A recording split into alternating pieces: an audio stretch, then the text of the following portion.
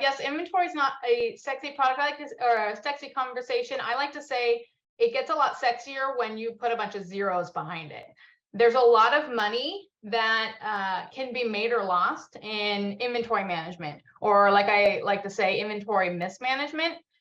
There is a lot more now that Amazon's fees have, exponentially increased. I've been helping some people with excess storage fees and overstock, and there are thousands and thousands of dollars that are being lost every day by excess storage fees. So the bigger your business gets, the more you're going to be losing in overstock and in stock outs. A little bit about myself. So I have been selling on Amazon since 2014. In 2018, I started building a company called SoStocked, inventory management software. And that was because I was trying to solve my own problem, right? Spending so much time building out Excel spreadsheets, running out of stock, overstocking, not really very good at inventory management. And the reason I created the company and the software was because I was losing money. I wasn't as profitable as I needed to be. So that was where everything came about. Let me go ahead and share my screen. All right, so just very quick overview. Amazon's fees have increased 15% over the last 2 years. They restructured aged inventory. So at 6 months, everything gets more expensive. Everything stacks on top of one another. And what that means is that you're not going to just pay a monthly storage fee every single month, but at six months, you're going to have these additional fees, which we'll go over very briefly. And that stacks upon your monthly fees. And then storage utilization fees come about. Only about 7% of people are actually going to be paying those fees. So we won't go into that too much. But Capacity Manager has come into play. It replaced restock limits. So we're going to go over all of this. And basically, I just want you to get the idea. There's so many fees that are stacking up that if you don't play your cards right, you could lose the majority of your profit in all of these fees. Amazon doesn't make them very clear, so it's hard to kind of follow how much impact they're going to make on your business. So let's talk about, first and foremost, I like to call it storage multipliers. When you have a product and you're selling it and it takes you, let's say, 3 months to sell through that product, you're actually going to be paying multiple times.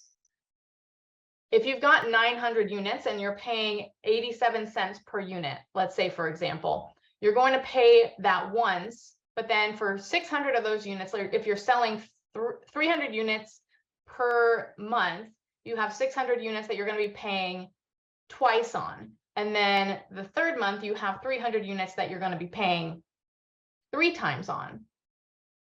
So you're actually going to be paying for 900 units, $1,500.66 in this scenario. So it's not just that you're going to pay 87 cents, it's that you're going to pay multiple times. I actually sat down and worked out, how do you figure out by looking at each month how much you're going to be owing?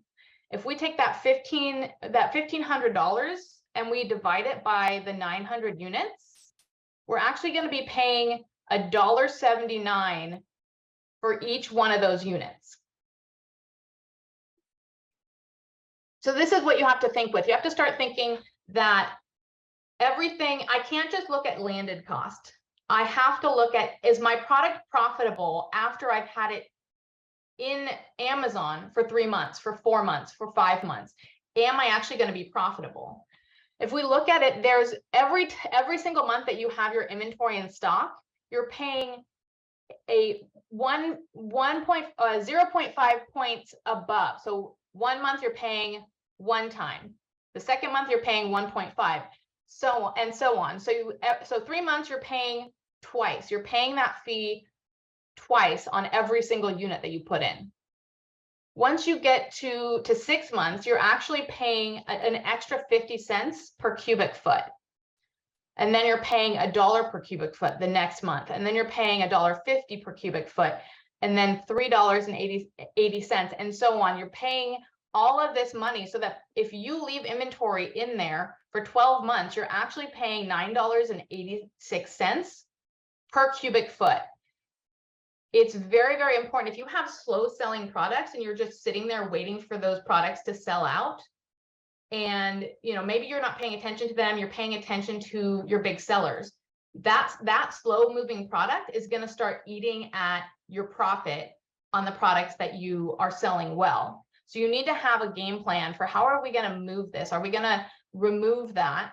And removal fees have actually doubled. So Amazon is really trying to discourage you from sending inventory in until it's actually going to sell. You have to kind of rethink the way that you think about sending inventory in, selling through inventory, paying attention to your slow sellers, your products that you should probably liquidate.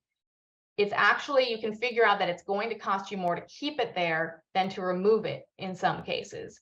So this is a calculator, and I can provide this calculator to you guys after you go ahead and contact me. But this is a calculator that will help you to see how much you're actually paying on a product that you're not really selling through.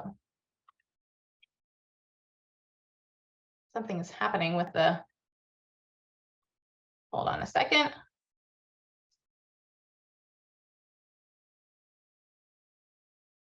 All right. Okay, so I wanted to talk a little bit about the capacity manager. As most of you probably know, the restock limits has become the capacity manager. Now we have more visibility on how much inventory and how much space we can occupy, or how much inventory we can send in for the next 3 months. Every single month we have a different capacity. This is actually Amazon has made this very complicated. And I actually sat and I read through all of the crazy policies. There's a couple of different policies that they've put out to really understand what is actually going to happen. We know that we can bid for storage. That's a big change, right?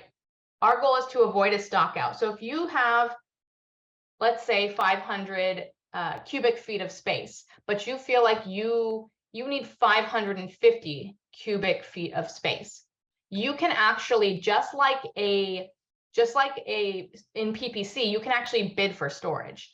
So you say, okay, I'm willing to pay $10 for each cubic foot. So I'm going to pay $500 for storage. If you're doing that, you actually have an opportunity to pay up to 500, and you can end up paying $0. So the way that works is you place your bid, and then Amazon says, okay, you put your money where your mouth is, you're gambling that you can sell this. If you can sell through a certain percentage, if you can sell through that inventory, we're actually going to give you credit. So you can have, let's say you paid $500, they say, okay, you sold through half of that, we're only going to charge you $250. So that's the gamble that you take. So you go, okay, I undersold, now I have to pay $250. I have to pay that bid. And then let's say next month, because you have kind of affected your inventory performance index, Amazon says, you know what? I don't really trust that you are that good at moving inventory, so we're going to lower your capacity. The problem is that you sent all this inventory in because you bet that you were going to sell it through. Amazon can the next month lower your capacity to a point where you have more inventory than what Amazon is allowing you to have. They're going to charge you fees. So not only are you paying for the bid, you're also paying in overage fees. The overage fees are calculated on a daily basis. So you want to make sure to really thread that needle and make sure that you're not stocking out, but then you're not overstocking as well. All of these fees are going to cost a lot of money. So that's the frustrating piece. So what do we actually do about it? There's actually a process that I have liked to talk about called inventory-minded marketing. This is something that you need to put in place where your marketing team let your inventory team know what they're doing.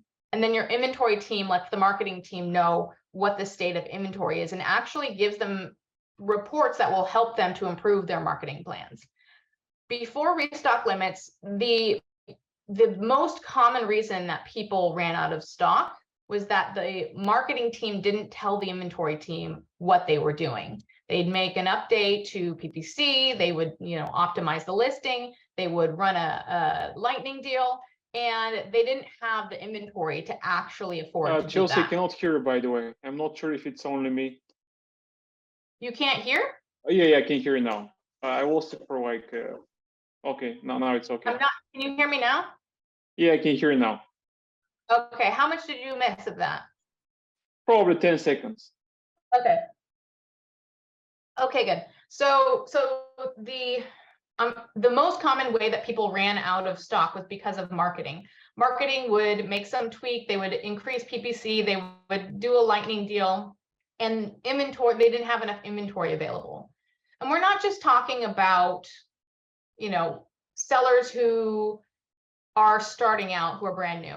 I worked with a seller, an 8-figure seller, who decided on a whim to run a campaign for Mother's Day. Did this big email campaign, very successful, lightning deals, the whole thing.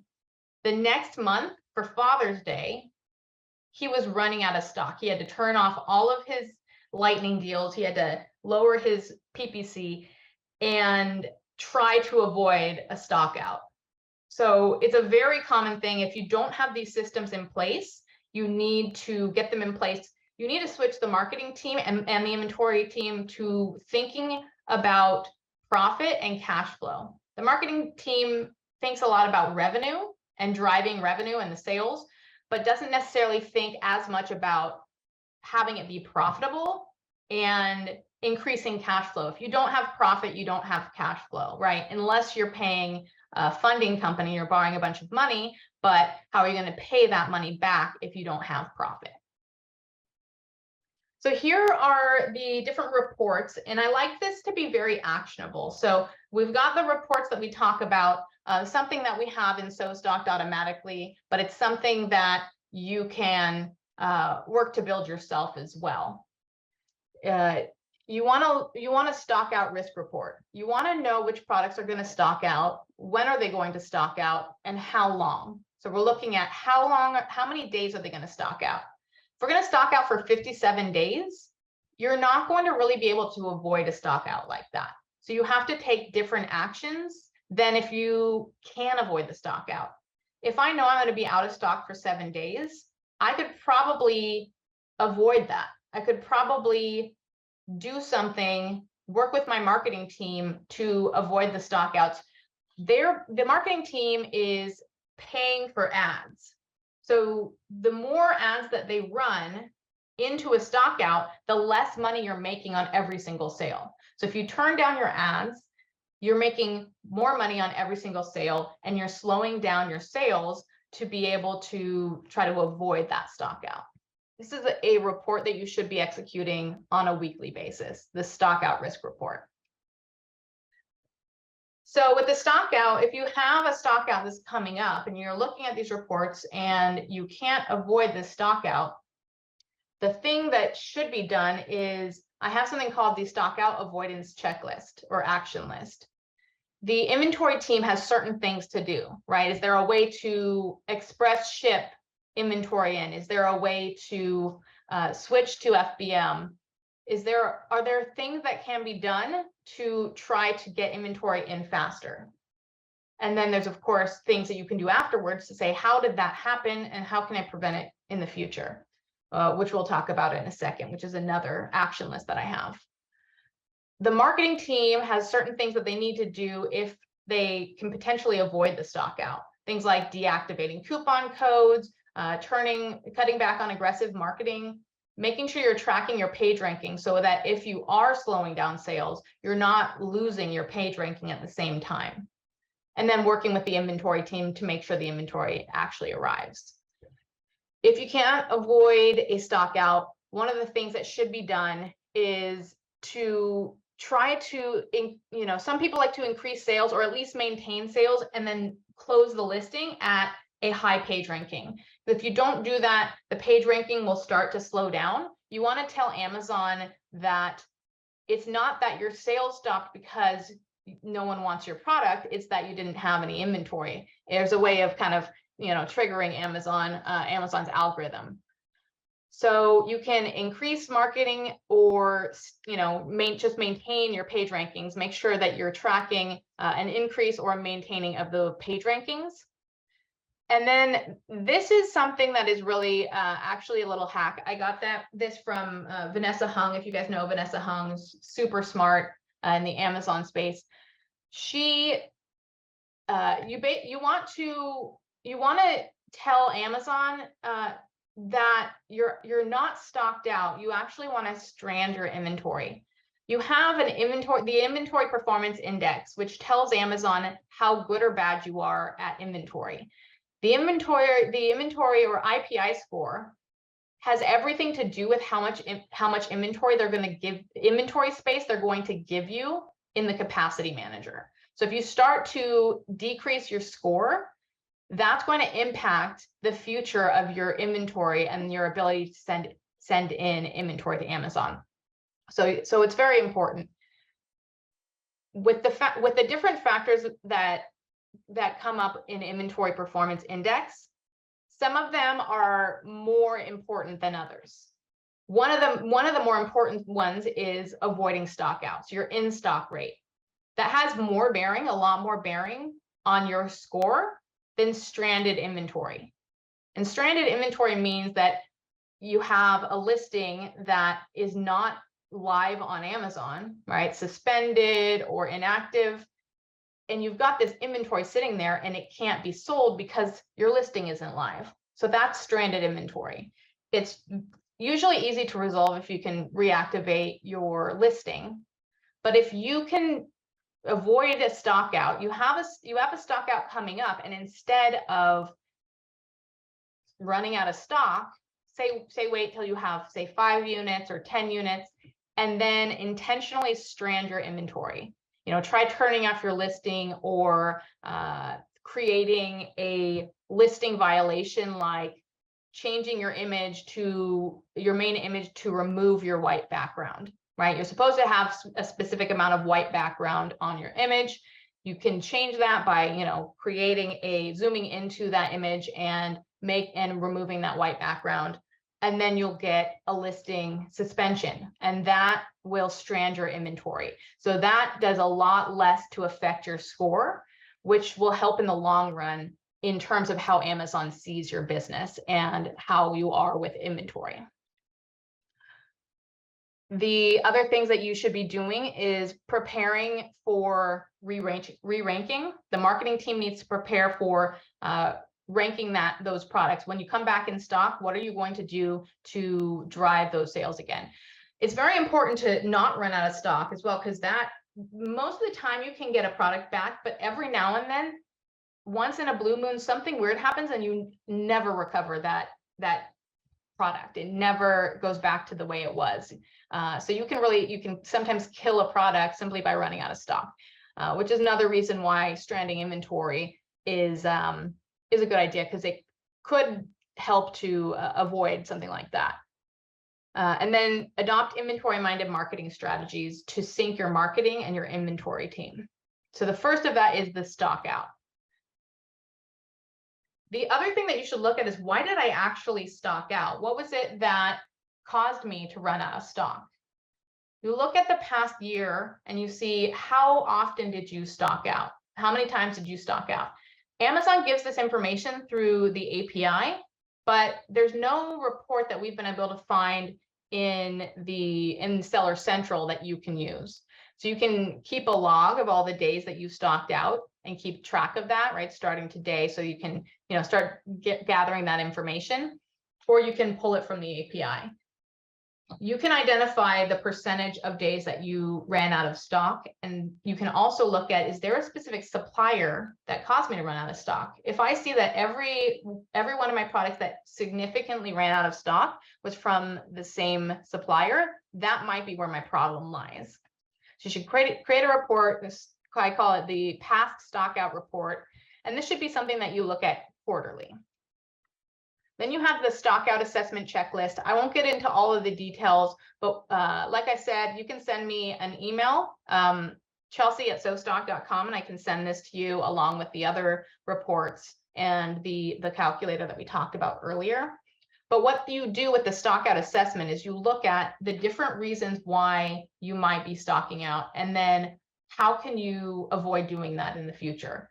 You know, is it that your inventory management systems are not correct? Maybe you are not forecasting correctly. Is it that you have restock limits? And what do we do to avoid those things? Shipping delays. Where is that problem occurring? Is there a disconnect between your supplier and your freight forwarder, and they're not getting the inventory out the door because there's miscommunication and they miss the boat and have to wait another week before the next ship date? Is it your ground freight? Is it your 3PL is not getting your inventory sent out the door, right? Some 3PLs might take 5 days to even fulfill the request to ship inventory into Amazon. Is it Amazon not checking in your inventory? And there are ways to prevent that from happening. If you've ever experienced Amazon, your inventory arriving at Amazon and then not getting checked in for weeks, there's something called live unload.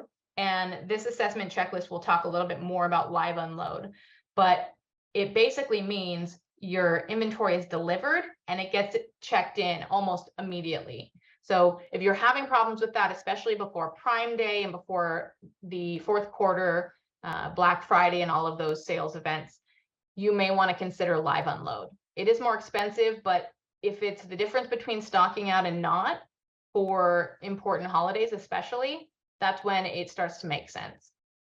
Supplier delays, we go into that in the checklist. What are the reasons for the supplier delays? Why is it happening? Start talking to your supplier and asking them these questions. Sometimes it's the raw materials. They're not able to get, cardboard. There was a shortage of cardboard in China. And not only did that slow things down, but they started using thinner cardboard. And that caused a lot of damages. So the products would arrive damaged. So inspection companies can help you with that side of things. If you're getting a lot of damaged, we call it inventory shrinkage, right? You order 1,000 units and you get 950 that are actually sellable. And I know we're short on time, so I want to go through these fairly quickly. You will have a liquidation report, right? The liquidation report helps you to figure out what are those products that really just aren't selling. Maybe they're selling less than 5 units a day. If you have 1,000 units as your minimum order quantity and you're selling less than 5 units a day, you're going to have months and months of that product sitting there collecting all of those fees that we talked about. These are products that you just really need to focus on. How do I get rid of these as fast as possible? It's going to cost me a lot. I have a lot of inventory sitting there. I have 200 days worth of inventory sitting there.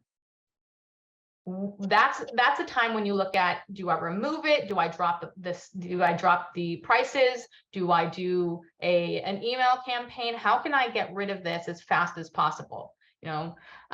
Liquidation report. So this is where we talk about the inventory team communicating with the marketing team. Inventory team sends this report to the marketing team. Now the marketing team knows that they should actually be moving through this product. What are they going to do about it?